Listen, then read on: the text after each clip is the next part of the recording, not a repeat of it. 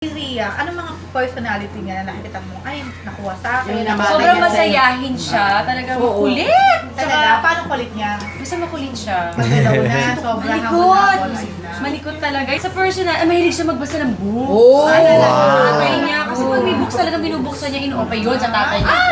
Mukhang matalining anak ko, mahal sa books. Mahilig siya mahilig din siya kumanta, sumasayaw siya. Tinuturoan mo na ba sa So malambing siya, pag alam mo yung, eto pa, mukhang nakuha niya sa akin. Diba, meron siyang isang gustong bagay, hug ka niya, sikis ka niya. Then, kaya naman di mo binigay, Mama! Gano'n, ay, tayo basta nakakatulong yung anak ko. Very marvelous talaga, no? Malambing, alam niya mang uto sa madaling Oo, correct. So si Dong, nakikita mong sobrang kay Zia. Sobrang May spoil yata. Oo.